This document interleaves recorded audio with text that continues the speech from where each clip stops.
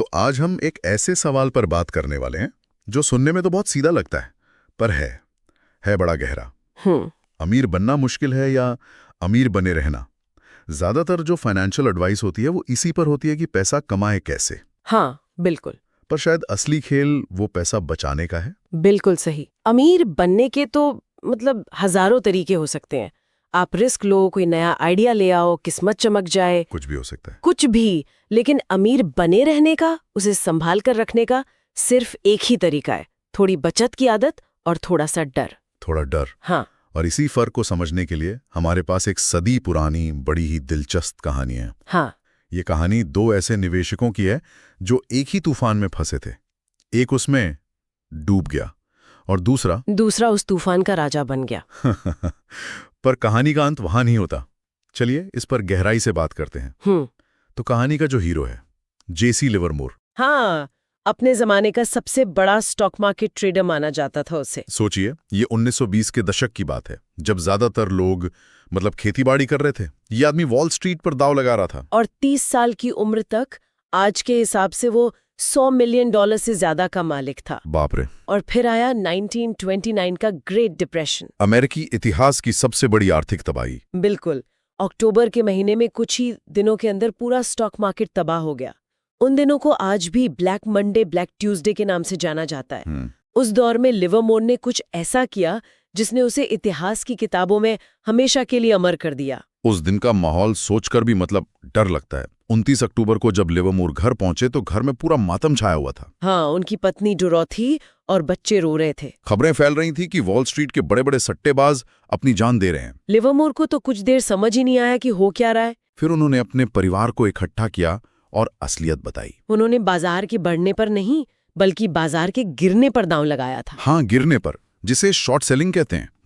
अगर मार्केट डूबेगा तो वो पैसा कमाएंगे। उनकी पत्नी ने हैरान होकर पूछा, तो इसका मतलब हम बर्बाद नहीं हुए? लिवरमोर ने मुस्कुराकर कहा, नहीं, आज मेरी जिंदगी का सबसे अच्छा ट्रेडिंग दिन था।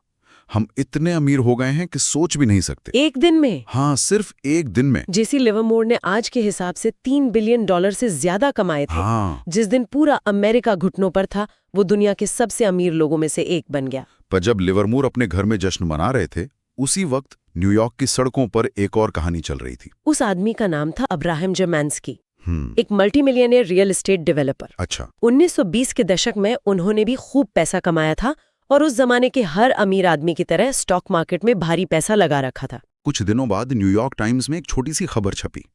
जर्मन्स्की की पत्नी ने उनके लापता होने की रिपोर्ट लिखवाई थी। हाँ, और एक दोस्त ने बताया कि उसने जर्मन्स्की को आखिरी बार वॉल स्ट्रीट पर देखा था, जहां वो टिकर टेप, वो कागज जिस पर स्टॉक के भाव छपते थे, हाँ वही, उसके टुकड़े कर करके हवा में उड़ा रहे थे। इसके बाद उनका कोई पता नहीं चला। वो उस क्रैश में पूरी तरह बर्बाद हो गए थे। बिल्कुल। तो यहाँ हमारे पास दो कहानियां हैं। एक ही क्रैश ने लिवरमोर को हीरो बना दिया और जर्मन्स्की को जीरो। लेकिन 4 साल बाद 1933 में लिवरमोर की कहानी ने एक भयानक मोड़ लिया। जो आदमी क्रैश का राजा था, उसका क्या हुआ? 1929 की उस ऐतिहासिक जीत ने लिवरमोर को हद से ज्यादा आत्मविश्वासी बना दिया। अच्छा। उसे लगा कि वो कभी गलत हो ही नहीं सकता। उसने बड़े से बड़े दांव लगाने शुरू कर दिए, भारी कर्ज ले लिया और एक के बाद एक गलत फैसले लेता गया। हाँ, और धीरे धीरे करके उसने अपनी सारी दौलत गंवा दी। और फिर 1933 में न्यूयॉर्क टाइम्स में एक और खबर छपी, Jesse Livermore stock market operator लापता। वो वापस तो आए, लेकिन तब तक पूरी तरह टूट चुके थे। हाँ। और आखिर में उन्होंने भी अपनी जान ले ली। समय अलग था, पर जर्मांस्की और लिवरमोर का अंत एक जैसा था। दोनों अमीर बनने में तो माहिर थे, लेकिन अमीर बने रहने के खेल में पूरी तरह फेल हो गए। तो दोनों कहानियों में जमीन आसमान का फर्क है। एक ही बाजार ने एक को बनाया और दूसरे को तबाह कर दिया, लेकिन आखिर में लिवरमोर का भी वही हश्र हुआ। इससे क्या समझ आता है? क्या अमीर बनना और बने रहना ये दो अलग अलग खेल हैं? बिल्कुल, और यही सबसे बड़ा सबक है। अमीर बनना शायद हिम्मत, रिस्क लेने की क्षमता और थोड़े भाग्य का खेल है, लेकिन अमीर बने रहना वो अनुशासन, विनम्रता और थोड़े डर का खेल है। ये दो पूरी तरह से अलग स्किल्स हैं। इसी को शायद हम सर्वाइवल कह सकते हैं। अगर पैसे की दुनिया में सफलता का कोई मूल मंत्र है तो वो शायद यही है, बस खेल में टिके रहो। आंकड़े भी यही दिखाते हैं। एक स्टडी के मुताबिक 40% पब्लिक कंपनियां जो इतनी बड़ी होती हैं कि स्टॉक मार्केट में लिस्ट हो पाती हैं, वो भी समय के साथ अपनी लगभग सारी वैल्यू खो देती हैं। अच्छा। हाँ, और फोर्ब्स 400 की जो अमीरों की लिस्ट है, उसमें भी हर दशक में करीब 20% चेहरे बदल जाते हैं। और ये सिर्फ मौत या परिवार को पैसा देने की वजह से नहीं होता? नहीं, वो अपनी दौलत गवा देते हैं। तो इसका मतलब ये हुआ कि पैसा कमाना और उसे बनाए रखना वाकई दो अलग अलग हुनर हैं। बिल्कुल, पैसा कमाने के लिए आपको आशावादी होना पड़ता है, रिस्क लेना पड़ता है। लेकिन पैसा बनाए रखने के लिए इसका ठीक उल्टा चाहिए। आपको थोड़ा डरपोक होना पड़ता है। डरपोक? हाँ, आपको ये मानना पड़ता है कि जो आपने कमाया है वो उतनी ही तेजी से जा भी सकता है। आपको ये विनम्रता रखनी पड़ती है कि आपकी सफलता में किस्मत का भी हाथ था, इसलिए ये जरूरी नहीं कि आप हर बार सही होंगे। इसका एक बहुत अच्छा उदाहरण है सिक्वोया कैपिटल के अरबपति प्रमुख माइकल मोरेट्स। 40 साल की शानदार सफलता के बाद भी वो कहते हैं कि उन्हें हमेशा दिवालिया होने का डर था। ये बात थोड़ी अजीब लगती है ना? हाँ, इतना सफल होने के बाद भी डर। अजीब लगती है, लेकिन यही उनका सीक्रेट है। वो डर ही उन्हें लापरवाह होने से रोकता है। वो जानते हैं कि बाजी कभी भी पलट सकती है। सही बात है। मोरिट्स के लिए सफलता का राज सबसे तेज दौड़ना नहीं, बल्कि दौड़ में बने रहना है। और इसके लिए थोड़ा डर, थोड़ी पैरानोया बहुत जरूरी है। सबसे बड़ा फर्क इस बात से पड़ता है कि आप लंबे समय तक टिके रहें, बिना मैदान छोड़े या बर्बाद हुए। ठीक है, तो ये सर्वाइवल वाली बात सुनने में तो सही लगती है, लेकिन सिर्फ टिके रहना ही सब कुछ कैसे हो सकता है? मतलब बड़े रिटर्न्स कमाना जरूरी नहीं है ना? आखिर पैसा तो तभी बढ़ेगा ना? सवाल बहुत अच्छा है।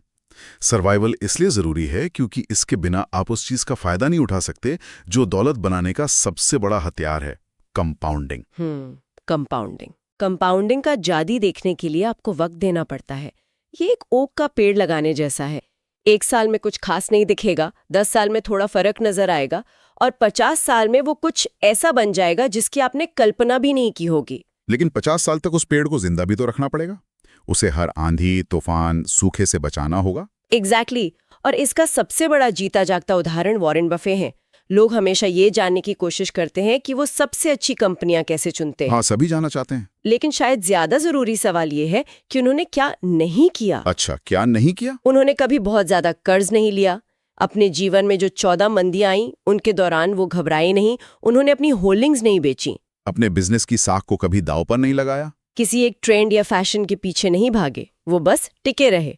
उनके सर्वाइवल ने उन्हें लंबा समय दिया, और उस लंबे समय में कंपाउंडिंग ने अपना चमत्कार दिखाया। बफेट की कहानी में एक और दिलचस्प किरदार है जिसके बारे में ज्यादा लोग नहीं जानते, रिक ग्वेरिन। आज हम वॉरेन बफेट और चार्ली मंगर की जोड़ी को जानते हैं, लेकिन 40 साल पहले इस ग्रुप में एक तीसरा सदस्य भी था, रिक ग्वेरिन। हाँ, तीनों साथ में निवेश करते थे। बफेट कहते हैं कि रिक भी उन दोनों जितने ही होशियार थे, लेकिन फिर रिक कहीं गायब हो गए। गायब हो गए? हाँ, एक बार किसी ने बफेट से पूछा कि रिक का क्या हुआ। बफेट ने जवाब दिया, चार्ली और मुझे पता था कि हम अमीर बनेंगे। हमें कोई जल्दी नहीं थी, लेकिन रिक को जल्दी थी। जल्दी थी? इसका क्या मतलब हुआ? इसका मतलब ये हुआ कि 1973-74 की मंदी में रिक ने मार्जिन पर बहुत सारा लोन ले रखा था। यानी ब्रोकर से उधार लेकर शेयर खरीदे थे। हाँ। जब बाजार 70% तक गिर गया तो उन्हें मार्जिन कॉल्स आने लगी। 1 मिनट, ये मार्जिन कॉल क्या होती है? मार्जिन कॉल का मतलब है कि ब्रोकर आपको फोन करके कहता है, देखिए बाजार बहुत गिर गया है, आपके खरीदे हुए शेयरों की कीमत अब आपके उधार से भी कम हो गई है, या तो आप तुरंत और पैसे जमा कीजिए, या हमें आपके शेयर जबरदस्ती बेचने पड़ेंगे, चाहे कितना भी नुकसान हो। बिल्कुल। रिक के पास और पैसे नहीं थे।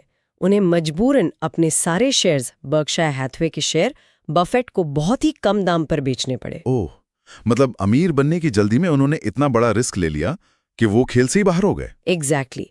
चार्ली, वॉरेन और रिक तीनों में अमीर बनने का हुनर था, लेकिन वॉरेन और चार्ली के पास अमीर बने रहने का वो अतिरिक्त हुनर था, और लंबे समय में यही वो हुनर है जो सबसे ज्यादा मायने रखता है। तो ये सब सुनने के बाद सवाल उठता है कि हम इस सर्वाइवल वाली सोच को अपनी जिंदगी में उतारें कैसे? क्या इसके कुछ ठोस नियम हैं, कोई प्रैक्टिकल तरीका? हाँ, इसके 3 मुख्य स्तंभ है। पहला स्तंभ है, बड़े रिटर्न से ज्यादा आर्थिक रूप से अटूट यानी फाइनेंशियली अनब्रेकेबल बनने पर ध्यान दो। अटूट? हाँ, क्योंकि अगर आप टूट नहीं सकते तो आप इतने लंबे समय तक टिके रहेंगे कि बड़े रिटर्न खुद ब खुद मिल जाएंगे। ये सुनने में थोड़ा उल्टा लगता है। लोग तो कहते हैं कि जब बाजार बढ़ रहा हो तो कैश रखना बेवकूफ़ी है, आप मुनाफा खो रहे हैं। सही बात है। जब बाजार 10% बढ़ रहा हो और आपके कैश पर सिर्फ 1% मिल रहा हो तो हर दिन बुरा लगता है। लेकिन सोचिए, अगर वही कैश आपको मंदी के दौर में, जब आप डरे हुए हैं, अपने स्टॉक बेचने से रोक ले, तो उस कैश का असली रिटर्न 1% नहीं है? नहीं है। उसका रिटर्न वो है जो उसने आपको एक भयानक गलती करने से बचाया। एक गलत फैसला आपकी सालों की मेहनत पर पानी फेर सकता है। वो कैश आपका इंश्योरेंस है। ठीक है, ये बात समझ में आई। दूसरा स्तंभ क्या है? दूसरा स्तंभ है प्लानिंग। जरूरी है, लेकिन हर प्लान का सबसे जरूरी हिस्सा ये सोचना है कि अगर प्लान के हिसाब से कुछ नहीं हुआ तो क्या होगा। क्योंकि सच तो यही है, जिंदगी कभी प्लान के हिसाब से नहीं चलती। कभी नहीं। पिछले 20 सालों को ही देख लें। किसी ने 9/11 के बारे में नहीं सोचा था, 2008 के आर्थिक संकट के बारे में नहीं सोचा था, और कोविड महामारी के बारे में तो कोई कल्पना भी नहीं कर सकता था। बिल्कुल। तो एक अच्छा प्लान वो है जिसमें गलती की गुंजाइश हो, जैसे हम मार्जिन ऑफ सेफ्टी कहते हैं।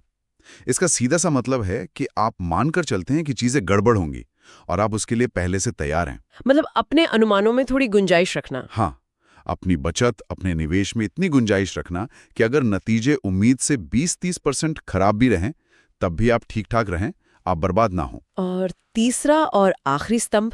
तीसरा स्तंभ सबसे दिलचस्प है। ये है एक बारबेल्ड व्यक्तित्व अपनाना। बारबेल्ड? हाँ, यानी एक ही समय पर दो अलग अलग तरह की सोच रखना। एक ही समय पर दो तरह की सोच, ये कैसे मुमकिन है? इसका मतलब है भविष्य को लेकर, लंबे समय को लेकर आशावादी, यानी पॉजिटिव रहना। लेकिन उस भविष्य तक पहुंचने के रास्ते में जो मुश्किलें आएंगी उन्हें लेकर थोड़ा आशंकित, थोड़ा पैरानॉइड रहना। मतलब ये मानना कि लंबे समय में सब अच्छा होगा लेकिन कल सुबह कुछ भी बुरा हो सकता है। बिल्कुल। ये दोनों बातें एक साथ कैसे सच हो सकती हैं? अमेरिकी अर्थव्यवस्था के पिछले 170 सालों को देखिए। इस दौरान क्या नहीं हुआ? गृह युद्ध, 2 विश्व युद्ध, महामारियां, 33 आर्थिक मंदियां। शेयर बाजार 100 से ज्यादा बार 10% से ज्यादा गिरा। इसके बावजूद अमेरिका में लोगों का जीवन स्तर 20 गुना बेहतर हुआ है। मतलब तरक्की और तबाही साथ साथ चलते हैं। हाँ, विकास अक्सर विनाश के बीच से ही निकलता है। हमारे दिमाग को ही देखिए। एक 20 साल के इंसान के दिमाग में 2 साल के बच्चे के मुकाबले लगभग आधे सिनेप्टिक कनेक्शन होते हैं। अच्छा। दिमाग पुराने और बेकार कनेक्शन को खत्म करता जाता है, लेकिन फिर भी 20 साल का इंसान ज्यादा होशियार होता है। प्रगति के रास्ते में विनाश जरूरी भी हो सकता है। तो आपको शॉर्ट टर्म के डर की जरूरत है ताकि आप जिंदा रह सकें, और लॉन्ग टर्म की उम्मीद की जरूरत है ताकि आप आगे बढ़ सकें। तो जेसी लिवरमूर ने यही बात नहीं समझी। जब उनके अच्छे दिन चल रहे थे तो उन्हें लगा कि वो अजय हैं, कि बुरे दिन कभी आएंगे ही नहीं। बिल्कुल। सब कुछ खोने के बाद उन्होंने एक किताब लिखी थी जिसमें उन्होंने कहा, मैं कभी कभी सोचता हूं कि एक सट्टेबाज के लिए यह सीखने की कोई भी कीमत ज्यादा नहीं है कि उसे घमंड नहीं करना चाहिए। बहुत से प्रतिभाशाली लोगों की बर्बादी का सीधा कारण उनका अहंकार ही रहा है।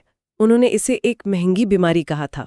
तो कुल मिलाकर अमीर बनना एक तेज, विस्फोटक और जोखिम भरा काम हो सकता है। हाँ, लेकिन अमीर बने रहना एक धीमी, अनुशासित और थोड़ी डरी हुई प्रक्रिया है। ये सिर्फ सफलता पाने का नहीं बल्कि उसे बनाए रखने का हुनर है। यही इसका सार है। तो जाते जाते हमारे श्रोताओं के लिए सोचने वाली बात यह है, अपने वित्तीय जीवन या करियर में हम में से कितने लोग सिर्फ अगला बड़ा दांव जीतने पर ध्यान दे रहे हैं और कितने लोग ये पक्का करने पर कि वो खेल में बने रहने के लिए काफी मजबूत हैं, चाहे आगे कुछ भी हो।